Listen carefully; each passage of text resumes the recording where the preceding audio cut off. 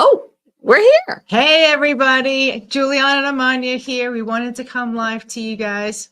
Yes. Hello and welcome to the live. If you're catching it now or if you're going to catch it later on, we want to say welcome to Chatting with me, Amania. And chopping it up with Julianna. That's right. So we're just coming together, two ladies here in Central Florida, talking about the issues, talking about what we're seeing in the society, what we're seeing in our community, and we just want to come together to just put eyes on these things and share our voices in what we're seeing. That's really what we're doing. We're just chopping it up, two gals coming together to talk about some of these issues. Well, I really want us as a whole, as communities, to come together and have these conversations, right? Because what we're going to be talking about is important to where we live. And we want other people to have voice to talk about what's going on in their community, because people are going, things are happening, but I'm not involved. Things are happening, but I didn't say that I wanted that to happen. Like, why is that going on? Why? Because we're not talking about what's going on in our community.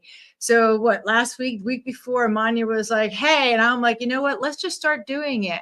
Let's just start having the conversations about what's happening in our own community, because we're very concerned, right? Yes, I'm extremely concerned about some of the things that we're seeing right here locally in Central Florida, in our backyards. I mean, things is happening. Our city is changing drastically. There are things happening that the government is doing in our communities. They're not even letting us know. They're just implementing stuff. And next thing you know, we're dealing with things and we're just like, well, when did this happen? I didn't approve this. Why is this happening? Exactly. And so, and it's happening to us here. We're in a red state here in Florida. We're supposed to be. We're supposed to be a red state here in Florida. But these things are happening here to us. So I can only imagine other states that's blue, that's already, have issues on top of issues. And, their leaders don't listen to them anyway. At least here we have leaders who are supposed to be listening. Supposed to be is the word. They're supposed to be listening, but yet things is happening that we the people have not signed up for. So yesterday I got my hair done. Oh, it looks good. All right. I gotta get mine done. I'm sitting in the salon, right? I'm talking to my beautician, and she had another beautician in the salon. And I was talking to her about Vision Zero. Oh. And she's like, they're both like, what? What's Vision Zero? And I bet you most people, when I say the word Vision Zero, they have no idea what that means. So let me explain what that is. Give it to me again. I need to really, really wrap my brain around what it is. I'm going to give you a very high level of where it's going, this dystopian, universe that they're creating here, right, in Central Florida. So they're saying that they want to, they're dealing with the traffic and how, cars are going around and whatnot. That's their code word for, we want to control what's happening. So a couple of months ago, I'm sitting down with my commissioner, Jim Turney, and he said, yeah, eventually there'll be all driverless cars and there'll be no accidents. And so our insurance will be going down and whatnot. And I'm sitting here going, hold on a second. I didn't vote for this Vision Zero. I didn't vote for driverless cars. I didn't vote for, you want to take my vehicle away if you want me to live here.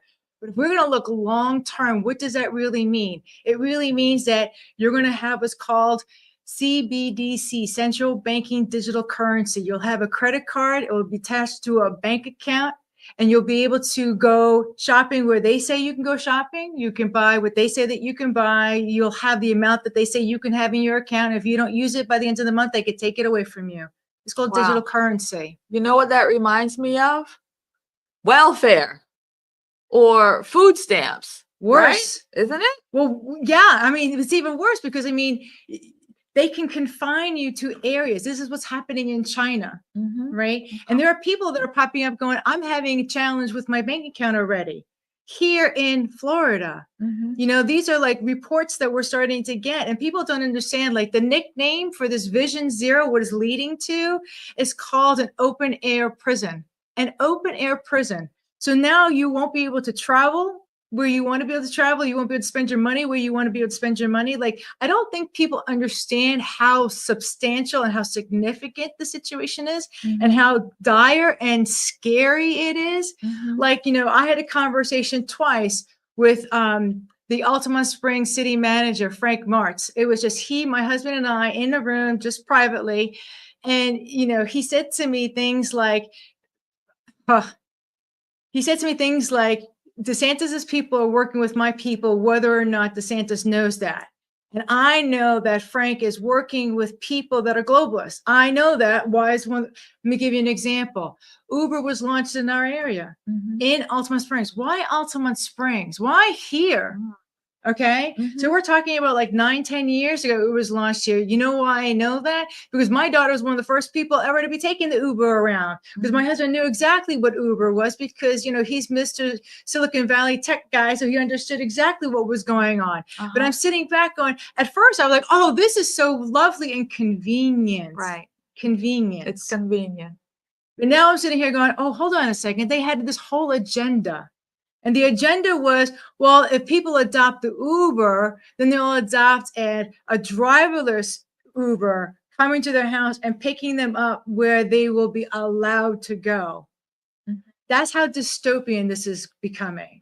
And I don't think most people they can't see it. So I'm sitting there in the salon yesterday, right? And they're all like, are you kidding me? And I'm like, no, you need to understand what's about to happen. Like, if we're not sounding the alarm, who's going to? So we went to the delegation thing the other day. Yeah. And they were. No, go, you go. I was going to say, somebody stepped up and was talking about Vision Zero, and we're sitting here going, okay, so now we know the government has adopted this Vision Zero. And you can look up where Vision Zero is, right? Yeah. It was very surprising to hear that, because I hadn't heard the term Vision Zero.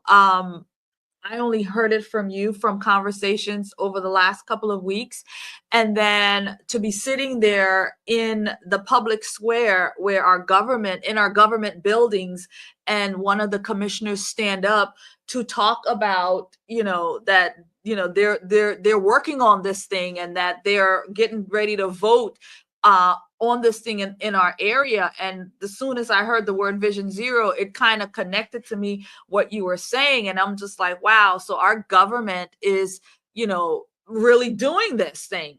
And so it's just shameful, because again, they have meetings, public meetings, but yet the public is, yes, it's posted on their website. Yes, it's posted on wherever, but the public never really is there. Only the people who are ultra aware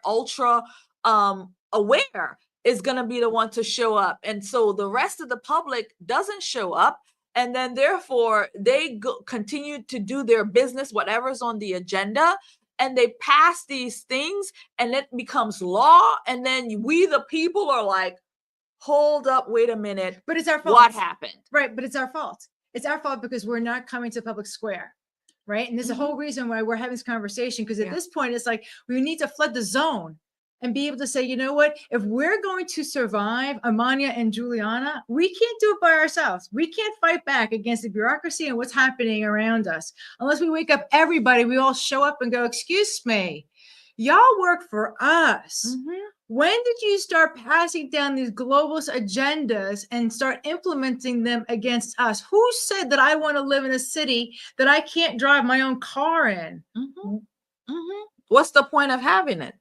But that's their whole thing, is that, this last week I have been in fasting, right? And so I'm at church 3 times a day, and that's where I'm coming from. I'm there. Church is 6 a.m., noon, 7 p.m. And I'm back and forth on the highway, because I have to be on the highway to get back and forth. So I'm on the I-4, and then I'm on the 408. And all I can think about is when I'm going through these highways and I'm seeing the thing, traffic here, traffic there. And so, when we're looking at the whole traffic situation, it's we the people behind, we the human behind the vehicle that is, zooming in, zooming out. And that's how these accidents happen. We're fussing with our phones. We're not focused, and we're zooming in and zooming out. Boom, boom, boom. You got to get to where you're going. And so we're rushing. And these things cause accidents. And so, as opposed to fixing those problems, they're saying, no, we need to remove cars off the road. We have to find a way to turn it into this 15-minute area and remove vehicles off the road. But it's we, the people, that's behind these vehicles. It's not the vehicle. It's like the same. It's like the gun. Right. And It's like the gun. It's like the gun thing. The guns aren't shooting people. Right. Guns. It's the person holding the gun that's shooting people. So it's the person, zooming around in traffic, not paying attention, doing a million different things behind the wheel that's causing the accidents. But yet they're going to punish we, the people, to create these zones where, you can't have vehicles. I mean, it's crazy. So we're at the point now where we need to be telling the politicians what we expect to be happening. I keep saying that, Trump's in office right now, and he can either lean towards the globalists or he can lean towards us. Who's pulling at him, right? And it's funny because I keep listening to like Bannon and all these other people that are talking about what's happening, what's going to go on within the first 100 days of Trump being inaugurated, right?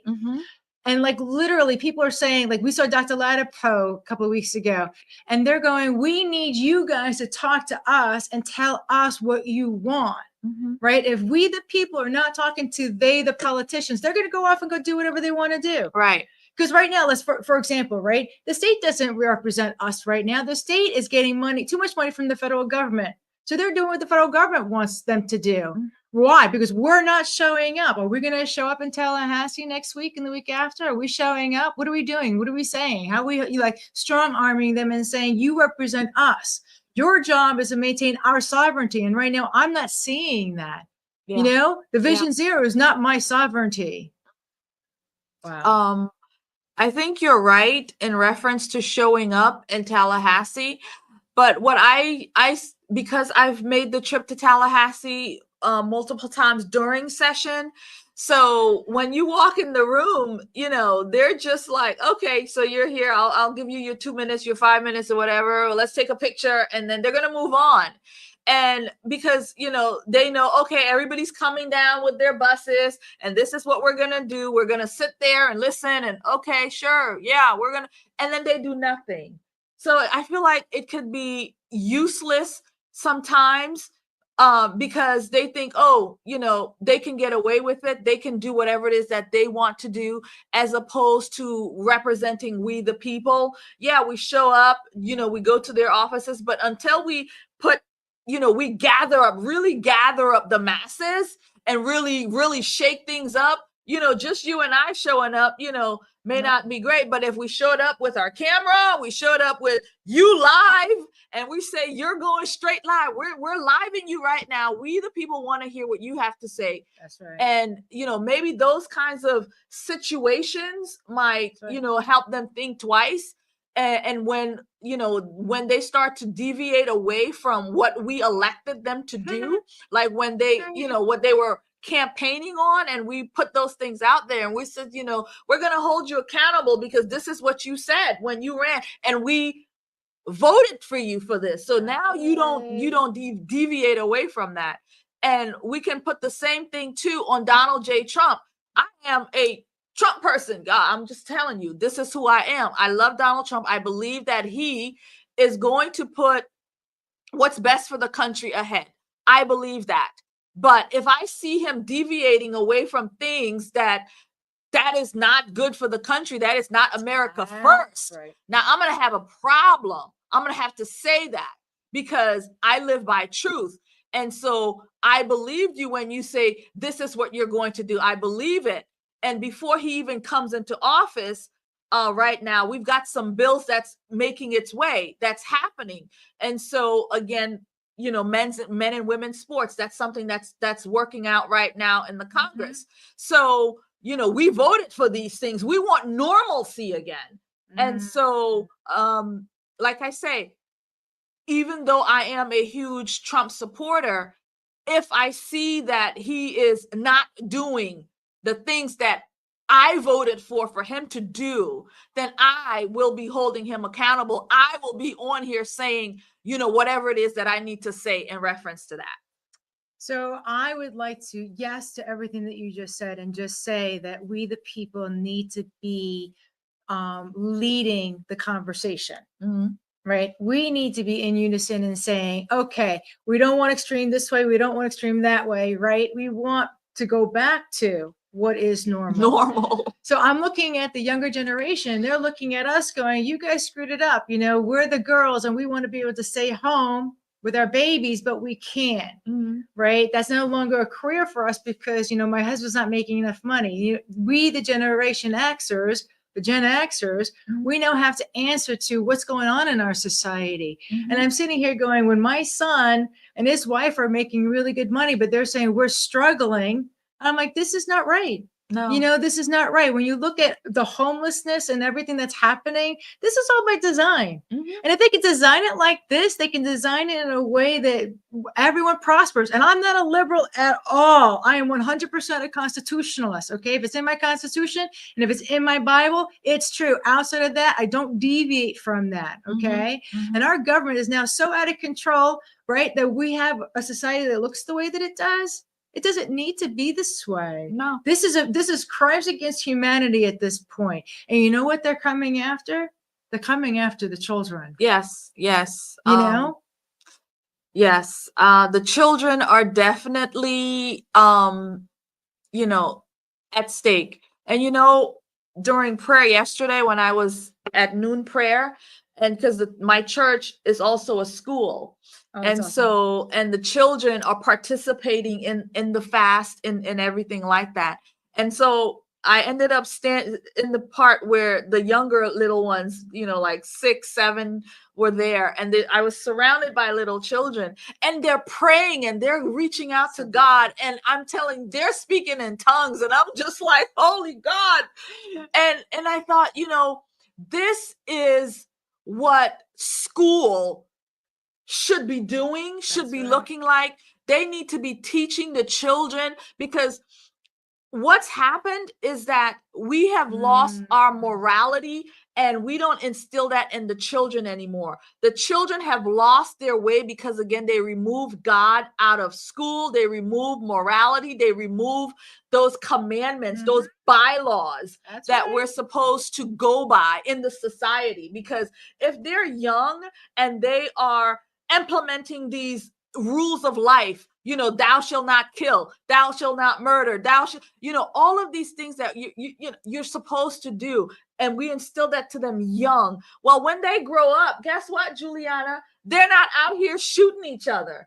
They're not out here robbing each other. They're not out here doing these things because why? We've implemented morality into them. And so when I'm surrounded by those children at church and I say, man, there's goodness still to come, because this school is raising up young people to do better, but it's alone. We need all the schools, the government schools, all of them to implement this, because then we're raising a society full of good children to grow up to be good adults. Exactly. Right? So in the 1950s and 60s, the communities were so beautiful because, your life was really centered around the church. Right? Everything you did was around the church. You went to a dance, it was around the church. You hung out with your friends, it was around the church. You met your friends, they were at church. When we lost that, we lost the church being the center of the culture. And now look at us. We're a failing mess. This society is failing, and it is just because of that. But it is by design. So I read a book not too long ago, and it was called, it's The Return of the Gods. And it made me understand, we talked about how we got here as a society. Get here. We woke up one day and we had Pride Month. we woke up one day and God and Jesus was taken out of the schools. We woke up one day and all of these things that brought to our detriment, the decay of we the people. Well, it wasn't just one day we woke up and all of this happened. It was by design. It was intentional. And they knew that to get this thing broken, they had to get into the schools. They had to infiltrate the schools to start to get to the children. And as the children grows up, they are decaying and decaying, and all of these bad things are being put into them. And so this is how we got here. This is how they were able to go in and tell these children that, you know, you're a boy when you're a girl. They were able to break those normalcies that we know and turn things around. And now we've got children cutting off their body parts. We've got people going to the slaughterhouse and they're saying it's okay. And you're like, dude, this is insanity.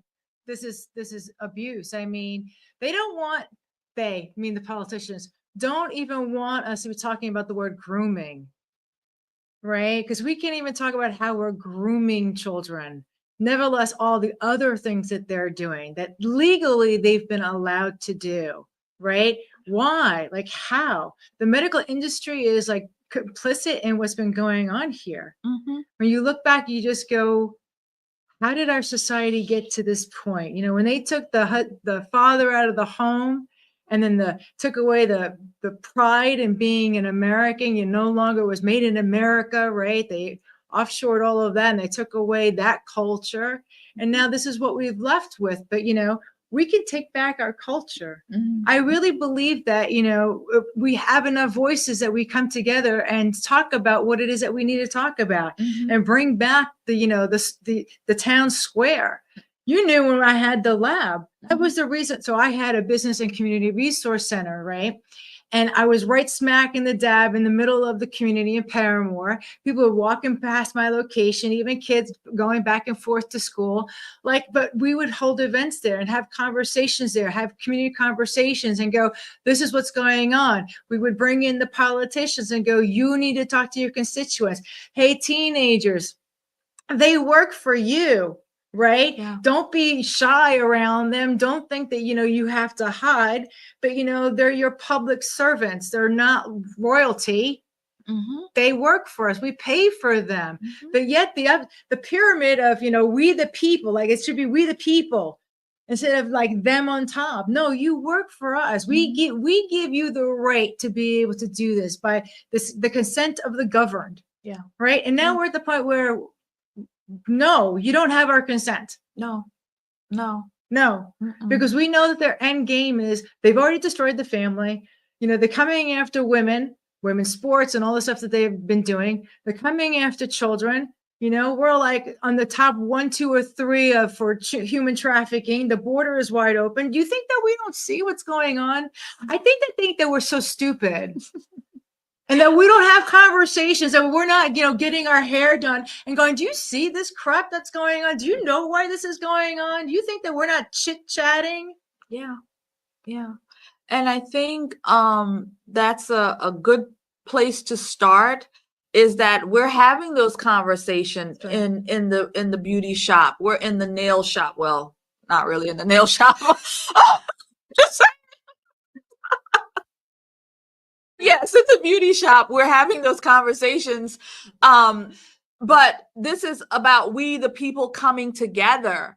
And so if we're talking about these things, if we're putting light on this darkness that's happening, yes, they do think we're stupid. They think we're dumb. They think we're stupid, dumb. And therefore, we will accept anything that they put out here. The problem for us, and what I see is that they cause so much division between we the people and all of us, with all of these different groups and all of these different associations and all of these different, it's about this group, that group, this one. Everybody has their grievances and everybody's got issues, and yet we are divided, separated because of all of these issues, and they bank on it. They bank on it because they can go on as business as usual, watch us run around like chickens, screaming and yelling at each other about whatever grievances we've got going on with each other. And so they're busy doing whatever it is they got to do, moving their agenda. And the next thing you know, we're living in a vision zero area and didn't know anything about it coming to us. Well, just like take a moment, breathe, huh? Yeah. Yeah. Once you get me going, I'm gone. Yeah, but I think people really need that kind of enthusiasm. They need to go, oh my gosh, this is really happening. Yeah, this is really happening. And if you're not as freaked out as you and I, if they're not as freaked out as we are right now, like, do you have a pulse? I mean, you're not worried about your grandkids. Do you not think that this is happening? Do you not see what they're doing with our currency? Like, is the writing not on the wall? The writing is on the wall, but are we savvy enough to read it? And then once we read it, are we savvy enough to get out and do something about it? So RC and I are market research people. You have a technology that does market research. And we started to realize that things that we were seeing, we need to start talking about. So we started our publications. And then Father was like, you need to be not just talking about what you're and writing about what you're seeing, but you need to talk about how I feel biblically about what you're seeing, because you need to give voice to what it is that's right versus wrong. And then Father was like, okay, take it to the next level. And he was like, he had us develop what's called Watchman Action. What is Watchman Action? Watchman Action really is a workbook where we can now come into communities and say, let's get you guys organized. Because I always say that once upon a time, when Jesus was walking the planet, the government wasn't taking care of the people. It was the people taking care of the people. But we've been so disempowered. Right? Yeah. So if I came in with a workbook and said, if I bring in the right people, everybody has their strengths, everybody has different things that they want to do, right? But if we can organize in an efficient way, could we not start doing what we need to do for our community? Right? Yeah. If we want to put in a community garden, could we not just do that because we want to do that? Of course we can do that. Right? So Watchman Action was really born so that you guys have a playbook. Because they've got a playbook. They're doing what it is that what they want to do. The politicians, the Vision Zero. I don't agree. I don't agree. So now I've got my workbook and I've got people that are saying, now, how do we get organized? And what do we need to do next? And I'm encouraging everybody who is seeing this to start getting organized, start looking around and going, hey, you, hey, you, hey, you, hey, neighbor, ding dong. Hey, do you see what's going on? Hey, I would like to get organized because there's something that's really bothering me and I want to be able to do something about it. There's a tool out here for us to be able to now take control over what's happening, right? Yeah. Because we, the people, are more than capable of taking care of our neighborhood, our community.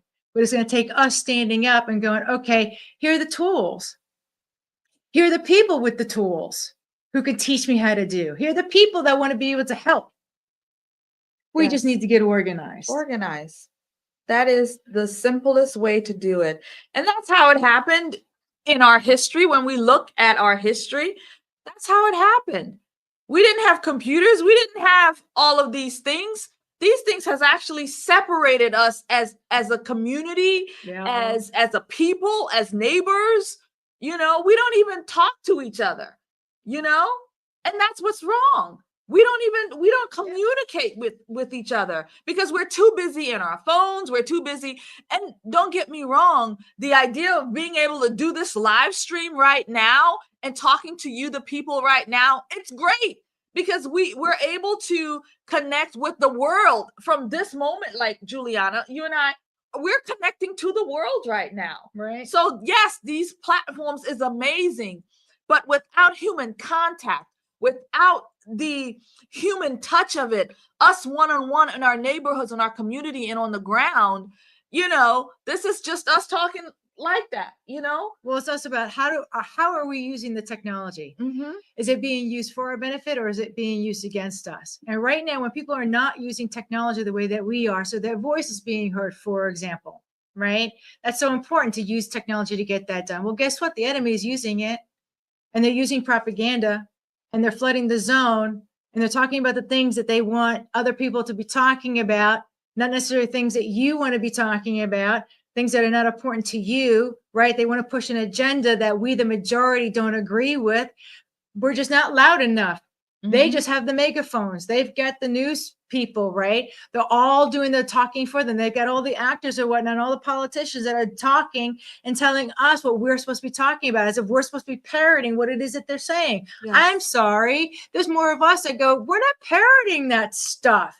You know, we're not believing what's going on here. We're not going to allow what's going on here. So enough of us need to be talking about what's going on. Yeah. So that Trump hears us loud and clear. So that our politicians hears us loud and clear. And you do need to show up together, right? Because together they can't do anything. They're the minority. Yes. But if we tacit, meaning by not saying anything, we're giving them consent to do whatever they want to do. I'm sorry. We're complicit in it. We are complicit.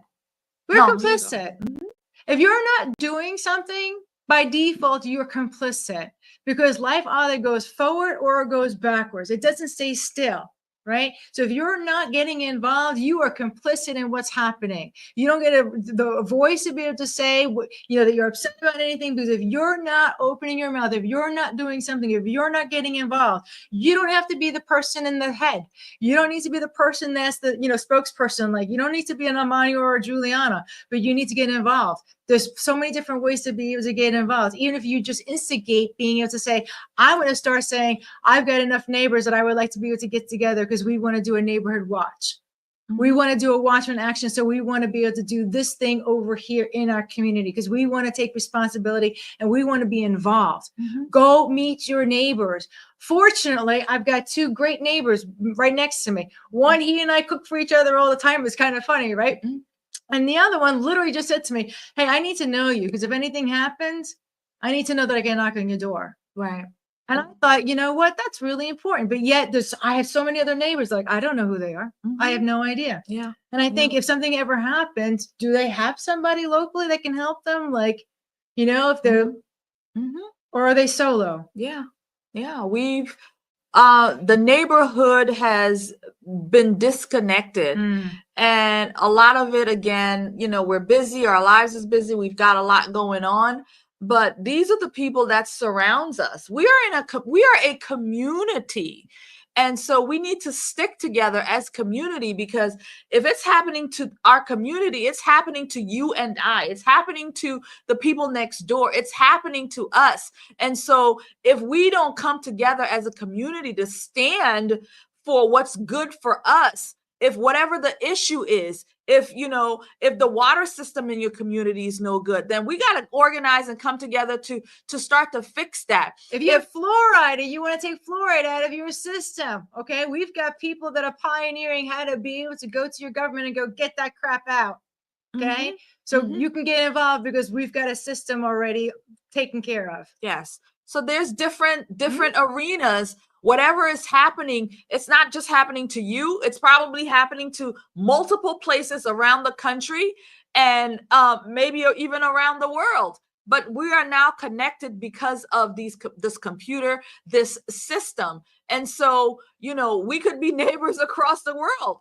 But the thing is, organizing what local issues you have to start to bring solutions to those issues is the key, because again, as a community, we have to be able to, again, coming together, because when we come together and they see that, the people at the top, right? The politicians that we've put to represent us, the local leaders that's at, our commissioners, our mayors, these people who think they are, they are above and they can make decisions for us without our input. Once we check them and say, I don't think so, friend, you're not going to do this, because we, the people, are going to organize together and we're going to come for you, right? We're going to come for you. And we're going to have you do what we tell you to do when we elected you. And if you can't do that, then we're going to put you out. That's it. We had one representative call us and was like, oh, the senior people told me that if I didn't toe the line that I wouldn't get a second, term.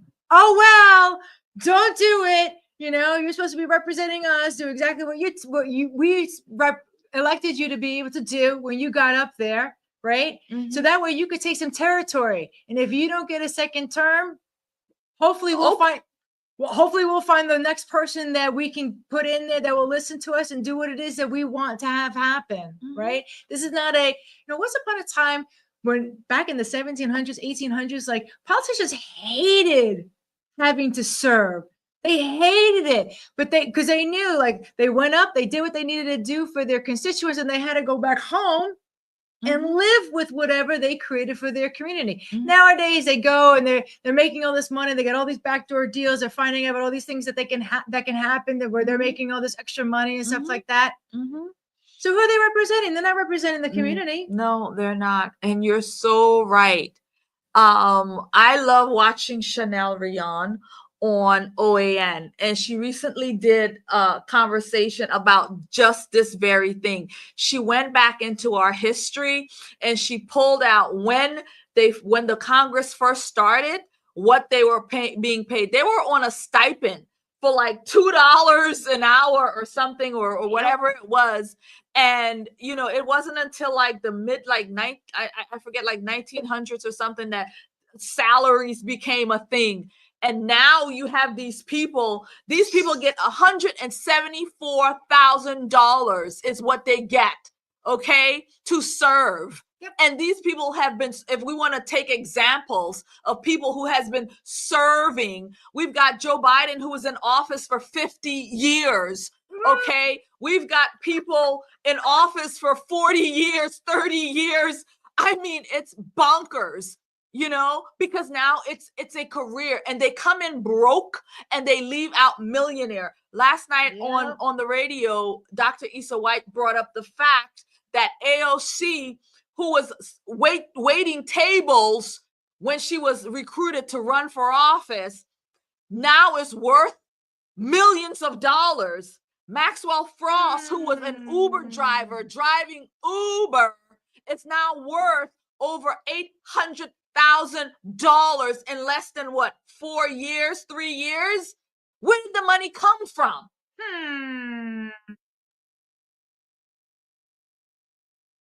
They're serving the money. They're not serving the people. No, they're not serving we the people. And this is why they don't want term limits, right? This is why they don't want term limits. And there was a woman, I forget where she's at, but when she ran for office, it was like 30 years ago. And one of her things was, I'm going to be for term limits. I'm going to put bills in for term limits, and we're going to do term limits and so on. Yo, I got to find her name. She is 30 years in. What happened to you putting those bills up for term limits? She's 30 years in. No term limits. No term limits. Nope. They're not in it to do better for us, we the people. They're in there doing insider trading. They figured out how to work the markets. They got their ear on the stock market. Nancy Pelosi, hello. They got their ear on the stock market, and they are able to finance whatever, do backdoor deals, as you said, and come out billionaires. Serving. They're serving. They're supposed to be serving themselves, is what they're serving themselves. They're serving and this is why they're afraid of their constituents standing up. They don't want to ruffle any feathers anywhere. They just want to be calm and quiet. Let me get to this election, and then they go and they do whatever deals against we the people, and they deal with the lobbyists, and then they have to bow down to the that put them in, that put the money behind them, right? So now the PACs are saying, hey, I'm going to need you to do X, Y, and Z. I need you to not be voting yes on this bill. I need you to not do this. I need you to not do that. And they answer to the PACs and those people, and not we, the people. And the unions. Oh, God, can't forget the unions. We can't forget the unions. So, I mean, Chris Ann Hall talks about being able to pull back the government, and how they're doing things that are out of their jurisdiction. And it's we the people that needs to bring to light the fact that they're out of bounds. I mean, they're so out of bounds. And then, like, what are we going to do to rein in this government? I love the fact when Trump was first in office and he talked about, if you want to do regulations or whatever, you have to kill, what you have to, do two. If you want to bring in one, you have to kill two or something like that. Start, making the federal government smaller and smaller instead of giving our government over to the globalists. Right. So I'm just praying that, I have I have a fear of what's going on in our government. Okay. Yeah. So I'm not a gigantuan Trump supporter. I'm here going to say, I'm just going to pray that he's doing the right thing. He's got a lot of people in his ear that, I've been writing against, talking about things like Neuralink and, Peter Thiel and, JD Vance. And so I'm just very concerned about, who's pulling him where. Elon Musk gave about, $250 million towards Trump in 5 months to help. So of course he's going to have a seat at the table, but what does that mean for us? How does our voice get heard? And how does money now play like that, where, the major voice that gets heard is based on money? What about the yous and the me's? What happened to our electoral college? What happened to us being represented the way that we should be represented? When did it come about that money is now what's really being represented and technology is being represented, but we, the people, are not being represented? Yeah. Yeah. I mean, I definitely hear you with President Trump and the people that's in his ear and the money and Elon Musk and, all of these things. I absolutely hear, and my prayer is that President Trump is his own man, and regardless of the monies and regardless of these people, that he is going according to what he knows and believes is right for all Americans, for we the Americas, that he is putting this thing forth. And I truly, honestly believe that he is, a person who was put here for such a time as this. I really, really do. And no matter where that's going, the globalist agenda and him pushing back on these people and all of this, I really believe that at his core, that he is looking to do the best for all of us here in this country. I really do. So we're going to make sure he does that. Yeah. Right? That's what Watchman Action's about. Right? It's about Yeah. us organizing so that we can do what it is that we're capable of doing. And the first thing we are capable of doing is making sure that our elected officials, right, are doing what we want them to do, not going off in this tangent in a different direction. For example, I'm going to be pushing the grooming thing. I'm from Brooklyn. Okay, when I walked down the avenue, it was just a matter of how many times, a disgusting man would whisper in my ear, I'm a 12-year-old kid, and they're going, oh, hot mama and stuff like that. The record was 7 times. Can you imagine a 12-year-old, a 13-year-old walking down the avenue just wanting to go to the store to go buy some bubble gum, right? And these disgusting men just having these conversations. That's grooming. They don't want to talk about grooming because that's the stuff that they're doing. How many politicians would be busted or celebrities would be busted for the word called grooming, right? But no, we're going to push back on that. We're going to say, no, you're not allowed to do that. Another one is luring. Like, so a guy in a van could be luring a kid to his van, right? And it's only a misdemeanor. So if it's only a misdemeanor, they can't check his van to see if he's actually doing this to other children. Like, it's laws like that where we, the people, need to say, no. When the laws favor the criminals, when the border is open, and we know for a fact, we have lost hundreds of thousands of children across the border. We have no idea where they are. Where's the people of America talking about? I think the last I heard was like 800,000 children. Yeah. Some ridiculous amount and of they've children. lost them. They're like gone. America has lost these children. Like, nobody knows what's happened to these children, where these children are. So they are lost. If we're not saying something about what's going on with the kids, that's why in the beginning of the show I said, they're coming after the children. They're already after the children. They already have the children. Yeah. Yeah. And they do whatever they want to them, and then these children goes missing. Who knows if they're alive? Who knows what's happened to them? But our government is responsible, because at this point, these children coming in and they put them into this. People just show up and, oh, I'll take care of and they're given to these kids and no records of where they are, what's happening to them, or anything. Like, this is the government. This is child trafficking at its core.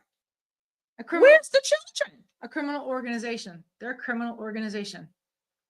And it's an international criminal organization. Yeah, it is an international thing. People have taken videos where they heard people screaming inside containers that are coming off ships. Are we going to ignore the fact that people are, doing videos and going, here's the evidence. We're seeing this. The yous and the me's that are out there are witnessing this, right? They don't want the general public to know what individuals are witnessing. No. For example, I saw human trafficking in the Catholic Church, right? I need to say that. And now the Monsignor and other priests within my church where I was raised, right? They all did the whole jail thing because they were all busted for it. But I saw that as a child. Like, we need to be calling these things out, because if the yous and the me's aren't saying, hey, there's like this institutional gang that's happening, and this is the criminal ring, and this is how they're operating. If we're not warning each other about what's going on, we can't protect each other from what's going on. Father already told us that evil will always exist. But it's our responsibility to stand up and say, no, evil, you stay here and at bay. Yeah. And especially being the barrier between them and the children. Okay? That's our responsibility. Yeah. And that's my why. That's the reason why I'm sitting here, because you're not going to continue doing to our society and to our children. Because if it was bad back then, okay, we're talking about, I'm 53. So, talking about like 40 years ago, if I saw that 40 years ago, and now we're, doing the whole transitional thing with these children, I'm sorry. I'm sorry. It's gotten worse. Yeah. And it's not going to get better. Right. Yeah. It's gotten worse. And that's a shame on us. And that's a shame on the church. Because it's gotten worse. And I just don't have any words. Like, sometimes I'm so ashamed of the church that I can't even stomach it.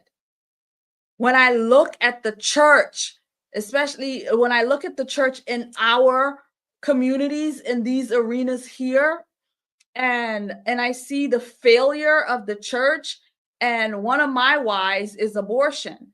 And so when I see a church promoting politicians who and they're in the sanctuary of the church, they are hosting politicians who's out and they're advocating for it in the church. They're literally saying they want to kill babies in the womb, and they're standing in the pulpit, and they're standing in the sacredness of the church inside of God's house, and they're doing this. That really boils me. That is like, I'm ready to burn, because I'm just like, how dare you? You are supposed to be the shepherd leading people, and you're in this church telling people that it's okay for them to kill their seed, that it's okay for them to kill their babies, that it's okay. You're a failure. You're a disgrace. Anyway, you go. Sometimes you just need to have that conversation. Yeah. Yeah. Second to that, definitely does not hit as close to that, what you just said, but it's the Republican Party. They changed their stance. They're now pro-choice. They're not pro-life anymore. Okay. And it's funny because I got into an argument with somebody who's very well known here in Orlando. And he was like, Trump could do no wrong.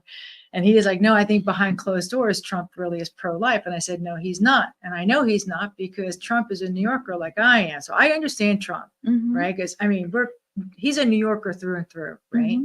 So in New York, we were told, it was just ingrained in us, right, that you can have an abortion through the first trimester, and it was okay, and Father will forgive you, right? It's the second and third trimester you're not allowed to have an abortion, and that's Trump's stance, and I know that's how he feels, because that's how basically all New Yorkers feel. I had to get over that, right? Once I realized, wait a minute, hold on a second, it's a life is a life is a life, right? And you can't kill it in the first trimester and think that God doesn't see. And I was like, oh, I have to be pro-life. My cultural thinking had me in the, I go to church, but you know what? I'm okay with, abortion in the first trimester. And I finally had to check myself and I was like, wait a second. It's still a life. Yeah, I can't do that. That's why now I sit here and I look at all the people that go, I go to church, but I vote because I'm pro-choice. And I'm just like, how can you go to church and be pro-choice at the same time? Yeah. It's a very confusing thing, because when you're looking at these people, so there's a thing out there that we the blacks are Here we go. Hold on a second. we the Negro are relatively, Democrats.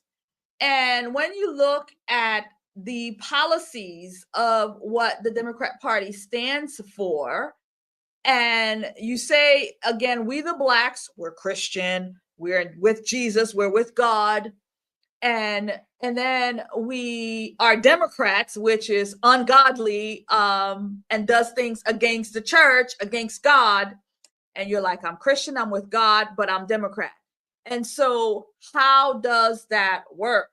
Because if you're Christian and you're with God, then you're going to say, well, thou shalt not kill. So how do you vote Democrat when Democrats say thou shalt kill? Like, how does that work when you're a Christian and you're a Democrat? So I could never understand that, and I could never be a Democrat. I confess I am a Republican because that's closer to my values. That's where I'm at. But both parties are a detriment to the community. They both are. Because you're a Republican, you believe, okay, the first 6 weeks, I'm okay with that. Like we are here in the great state of Florida. First 6 weeks, we have a ban. But just this morning, I drove by the abortion clinic where the cars are there ready to kill babies. Does not life not happen during the 6 weeks? You were 6 weeks once. I was 6 weeks once. You guys in there was 6 weeks once. Were we not human at that point? Were we not human? I was human. You were human. You were human. You don't become something else. So we have a friend, Beverly Beatties, I think her last name is. We interviewed her. She was a staunch pro-life Black activist, and I just love her. And now she's in jail, I think, for 4 months. The charges against her were just ridiculous. But they try to get her for all these aggravated X, Y, and Z. But all she was doing was saying, I'm pro-life. I'm against BLM. Okay. I'm with the Republican Party because at the time they were, pro-life. But she was like, I'm with the Republican Party because they're pro-life. Like, I can't be a Democrat. I can't, like, how is it that, listen, I was called a racist. Ready for this one? I was called a racist because I said that more Black babies are aborted in New York City than born. And I was called a racist. And I thought, I'm trying to save your race and saying, I don't like the fact that abortions are happening in New York City because there's more babies that are being killed than are being born. And that makes me a racist. Like, I don't know how that works. I either. And how is it that you like the Black people came against me because I'm white and I'm defending you? Like, one of the reasons why I had challenges at the lab was because the local politicians, all the Democrats, they didn't see a Julianna coming. They didn't see a white conservative Republican woman coming in and serving the community the way that I did. I didn't fall into the stereotype of what they wanted me to be able to go, oh, we're going to bow down to you. And I was like, because of my skin color. Mm-hmm. And because I was a minority in my location. And I was like, But I'm from Brooklyn. I said to a woman one day, I'm like, I don't see color. And she was like, that's the most offensive thing. What do you mean you don't see color? I'm like, I'm from Brooklyn. Okay. There was every shade. I was not it was like, and I don't understand why we are so divided on such a ridiculous level. Yeah. You're right. The division is insanity. And again, they find things to just separate us. The greatest meme I've ever seen is a white hand and a black hand coming together, right? And they're holding each other. Like, oh, that should be our thumbnail. Right. That's right. That's position. That's gonna be our thumbnail. Black and white together. Because that's what they're scared of. They're scared of the fact that we're just going to unify. I mean, they can't keep us divided, and they want to keep us divided as to whether or not we should be killing children, whether or not we should be changing the sex organs of children. Like, they wanted to keep us divided on these things. And it's like, you know what? My Bible's over there. Otherwise, I'd grab my Bible. But like Father says, like, there are certain things that we should not be divided on. Yeah, we shouldn't be. We shouldn't be. Right and wrong. There's right and there's wrong. But yeah, because we've walked away from, like you said, the church and what the church hasn't done and whatnot, how we've watched it down, how we're not the pinnacles of what, the church is supposed to be. Now we've got what we're looking at, but there's some basic stuff that I'm sitting here going, why are we arguing over this? Father already said you're not supposed to steal. He already said you're not supposed to murder. He already said you're not supposed to covet. He already said, Yeah. He said it. Yeah. And I love how you say Father. So yes, he has said these things. We've been given a manual, and then they gave us bullet points, those commandments. These are some core things that thou shalt not do. But yet, it appears to me that the society, the things that God has says thou shalt not do, has been turned around that thou shalt do. So when you look at, thou shalt not kill, and they says, oh no, abortion is okay. It's my body, my choice. It's bodily autonomy. What does God have to know about these things? Stay out of my business because it's my body, my choice. And society says, it's okay. And when Roe v. Wade was overturned, and when we looked at what happened in the society where these judges, these people came for the judges. These people came for these people because they tried to right a 50-year wrong. And even reverting it back to the states, I mean, it's not perfect, but we're working our way through it.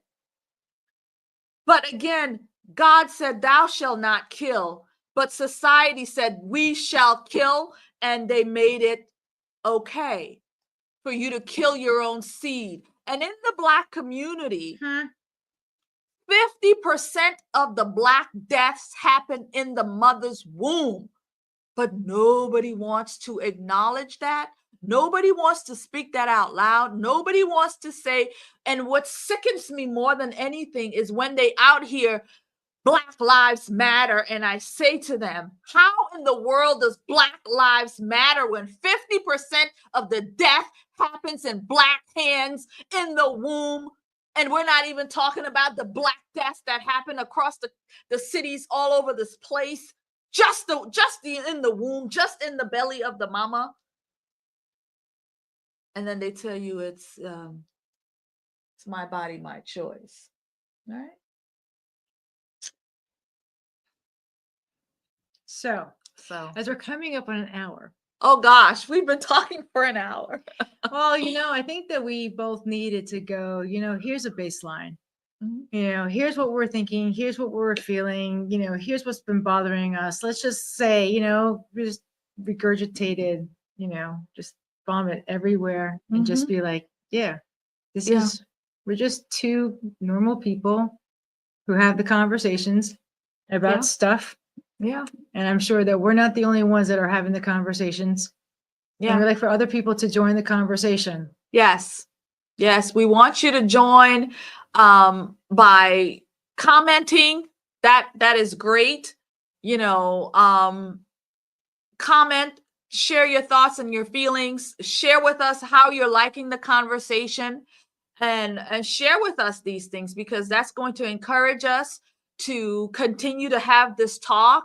And you know, maybe we'll take one subject at a time and really dissect that, and you know, really present, and you know, maybe throw in some videos and some historic clips, or anything, just to implement these things in the conversation, so that we can continue what we're doing here, because it is critically important to have these talks, to share what's in our hearts, to share what's happening in our communities, to share what we're seeing, and to share what we're seeing in the society as a whole, because this is it.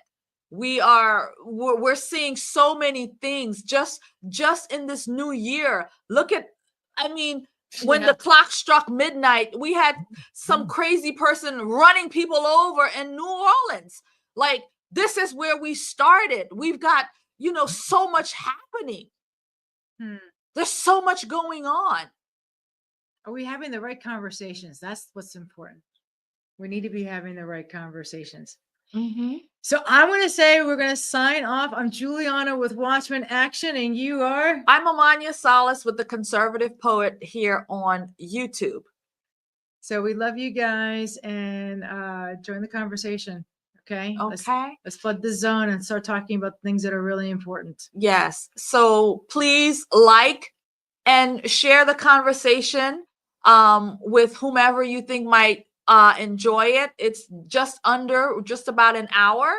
And, you know, it's a great time to, again, organize your community and share our voices, because we want to really be, we're here doing God's work, is what I like to say. And that's what I do on The Conservative Poet. You can check me out there on that channel. We have our socials. We're on X. We're on Facebook, and we're on the ground in the community. So we may even bring you clips every now and then of us doing the work of what it takes. So, because we want to share these things, again, to organize us. Cool.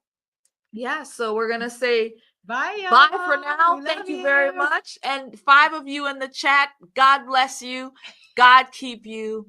And we'll see you next Friday. We're going to be doing this on Fridays. Yes. Fridays at 2:00 is what we're looking, 1:00. Well, we'll figure it out. Yeah. But we've decided on a Friday midday. There you go. Right? Perfect. Yes. Okay. Right. God bless and keep. Thank you very much. All right. We're going to end this. Let's do our what was that we did? Here. The black and white. That's our thumbnail. The black and white.